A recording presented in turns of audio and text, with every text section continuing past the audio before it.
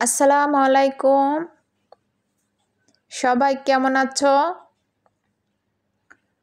আজকে আমি তোমাদেরকে দেখাবো বাসমতি চালের কাচ্চি বিরিয়ানির রেসিপি। আমি আগে 3 বাটি বাসমতি চাল নিয়ে নিব। তারপর আমি 1 ঘন্টার মতো চালটা ভিজিয়ে রাখব। তারপর এখন আমি সব গরম মশলাগুলি নিয়ে নিলাম। তারপর এখানে যা যা আছে: লং, এলাচ, তেজপাতা, আস্ত ধনে, শাহি জিরা, 2টা কালো এলাচ, কাজু বাদাম, কাঠবাদাম, পোস্তদানা, চীনা বাদাম, জায়ফল, জয়ত্রী, দারচিনি। তারপরে আমি এখন 1 কেজি পরিমাণ মাংস নিয়ে নিলাম। আমি মাংসগুলি ভালোভাবে পানি দিয়ে ধুয়ে নিলাম। তারপর এখানে আমি পরিমাণ মতো সব মশলাগুলি দিয়ে দিব। আমি এখানে 2 চামচ রসুন বাটা, 2 চামচ আদা বাটা, 2 চামচ জিরা বাটা, 1 চামচ মরিচের গুঁড়া। তারপর আমি যে আস্ত মশলাগুলি দেখিয়েছিলাম সেই মশলাগুলি আমি ব্লেন্ড করে নিয়ে নিলাম। তারপর আমি এখানে পেঁয়াজ ভাজা দিয়ে দিব। এখন আমি এখানে কাঠবাদাম, চীনা বাদাম, কাজু বাদাম আলাদা করে ব্লেন্ড করে নিলাম, সেগুলি দিয়ে দিচ্ছি। তারপর স্বাদ মতো লবণ দিব। এরপর 1 কাপ পরিমাণ পেঁয়াজ ভাজার তেল দিয়ে দিব। এখানে পেঁয়াজ ভাজার তেল দিতে হবে। তারপর আমি 2টা তেজপাতা দিয়ে দিলাম। এরপর ভালোভাবে হাত দিয়ে মিশিয়ে নিতে হবে। ভালোভাবে হাত দিয়ে মশলা ও মাংস ভালোভাবে মিশিয়ে দিতে হবে। আমি ভালোভাবে হাত দিয়ে মিশিয়ে নিচ্ছি। এরপর হাত দিয়ে মিশিয়ে আমি এখানে টক দই দিয়ে দিব।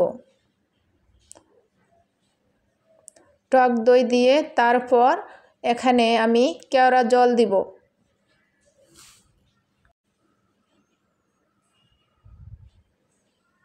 তারপর কেওড়া জল, টক দই দিয়ে আবার ভালোভাবে হাত দিয়ে নেড়েচেড়ে মিশিয়ে নিতে হবে।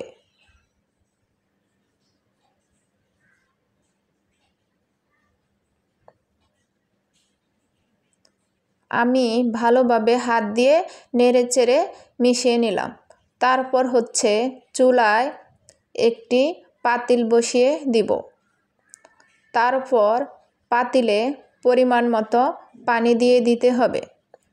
আমি পরিমাণ মতো পানি দিয়ে দিলাম। তারপর স্বাদ মতো লবণ দিতে হবে। আমি স্বাদ মতো লবণ দিয়ে দিলাম। পরিমাণ মতো তেল দিব। এরপর পানিটা যখন ভালোভাবে ফুটে আসবে, তারপর আমি আগে থেকে ভিজিয়ে রাখা বাসমতি চালগুলি দিয়ে দিব। তারপর চালটা দিয়ে আমি একটি খুন্তি দিয়ে ভালোভাবে নেড়ে দিব। আমি একটি খুন্তি দিয়ে ভালোভাবে নেড়ে চেড়ে দিচ্ছি। তারপর কিছুক্ষণ পর আমি দেখব যে চালটা কেমন ফুটে আসছে। আমার চালটা ঠিকঠাক মতো ফুটে আসছে। এখন আমি 2টা বলক আসলে চুলা থেকে নামিয়ে নিব। এরপর একটি পাতিল নিয়ে নিব। তারপর পাতিলে মাংসগুলি দিয়ে দিব। এরপর মাংসগুলি দিয়ে একটি খুন্তি দিয়ে ভালোভাবে পাতিলে ঠিকঠাক করে দিব। তারপর আমি এখানে পরিমাণ মতো বাসমতি চালের ভাত দিয়ে দিব। আমি এখানে বাসমতি চালের বাটটা দিয়ে সমান করে মিশিয়ে নিচ্ছি।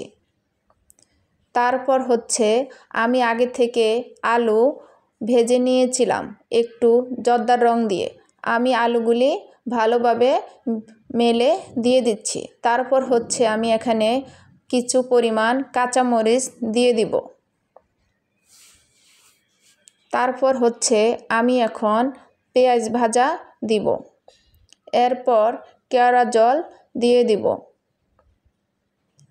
আমি এখানে একটি বাটিতে কিছু পরিমাণ গুঁড়া দুধ নিয়ে পানি দিয়ে নেড়েচেড়ে ভালোভাবে মিশিয়ে নিলাম।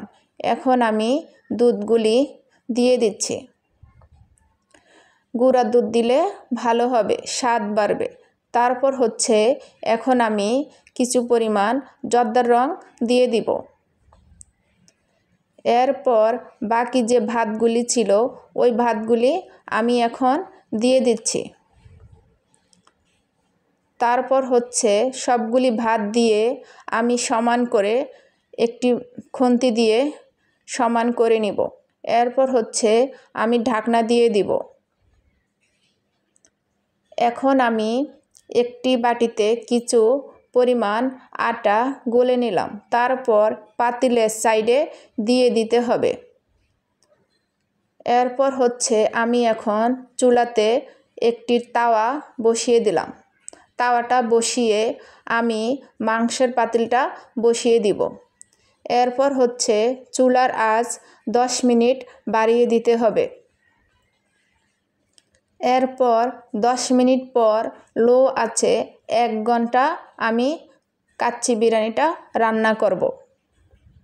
তারপর হচ্ছে 1 ঘন্টা পরে আমি চলে আসলাম। 1 ঘন্টা পরে এসে আমি একটি খুন্তি দিয়ে ভালোভাবে নেড়েচেড়ে আমি মিশিয়ে নিচ্ছি।